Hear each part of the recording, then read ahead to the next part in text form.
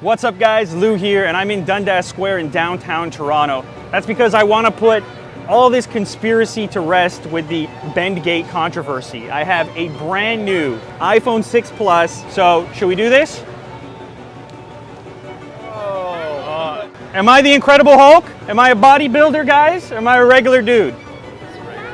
So I woke up this morning, I did the usual, get onto Twitter, take a little scroll, see what's happening in the world of technology. I happened upon a tweet from The Verge. What was the tweet exactly? Internal documents reveal Apple knew the iPhone 6 was more likely to bend than the previous model. Man, you guys have no idea. Back when this happened, this in front of me here, this iconic moment in video history. Today we're gonna be doing the official iPhone 6 Plus bend test. I got an iPhone 6 Plus, bent it, and then the video got around 70 million views right now. It blew up. I sort of dealt with it ongoing from that point forward, from people online, media outlets, and even people in real life. You created this scenario. Calling your test a fraud. Yeah. There's like a grassy knoll kind of thing where people are looking at the video. Sensationalism. But here's the thing, within there was apparently a little more truth than many of you might have thought. The thing that's happening right now is a court case, because what happened after the fact with this phone, something called touch disease. And I know many of you eventually experienced it because I received the tweets and the emails. Apple won't replace my phone, or they want to charge me this much and I can't. The top corner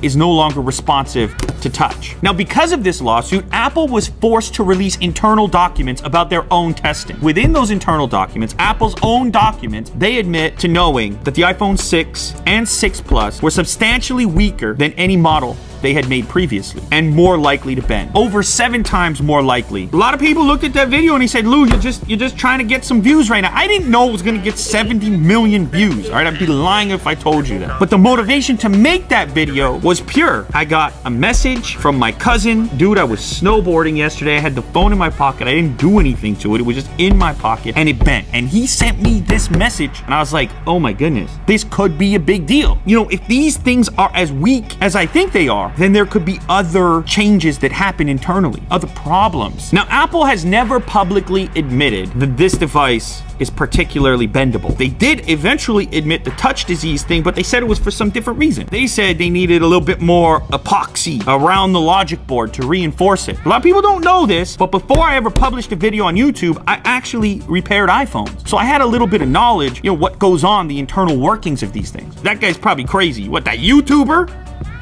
He's a YouTuber.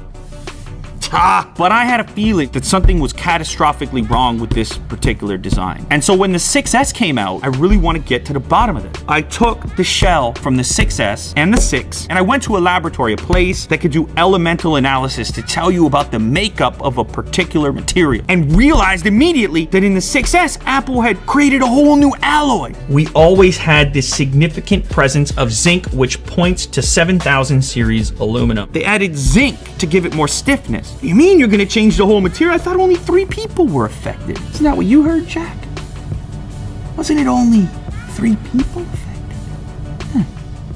So when the touch disease stuff started coming out, I was like, that little bend. I know how hard it is to make this stuff and to do it well. You can't fix a problem until you identify it. Obviously, there was upside for me with a super popular video, of course, but possibly, to a certain extent, that video may be responsible for that eventual alteration and you getting a better product, and me. I have so much respect for the individuals that spend their time to create amazing machines like these. This channel probably wouldn't exist without Apple. That's how much credit I'll give to Apple. My earliest video editing software, Final Cut Pro, from who? Apple. My laptop I'm using right now, from who? Apple. If all I ever did was come on here and tell you what you already knew, that everything was great, and that's all I ever said, my usefulness to you, it goes down. So when you try to beat me into submission and say, you're just a hater, how does that serve you better? You can't fix something until you identify the problem. Who knows how this lawsuit's gonna go? These internal documents now, they at least say that Apple knew this thing was substantially over 7 times more likely to bend than their previous models. They at least knew that. So it's up to people like me to get you as close to the truth as we can. Something like this, it gives a little bit of validation. It didn't start from some crazy, chaotic place. Let me see if I can bend a phone. and watch the world burn. That ain't where it came from. So you decide, you want to believe the press release? Fine. You want your own imaginary truth? Fine. But for me, the reality has been exposed, and I feel like I was on the right side of it. And I feel like those of you that were out there that trusted me a little bit, you were on the right side of it too. But I'm gonna keep trying to get closer to the truth. And I hope you guys keep listening.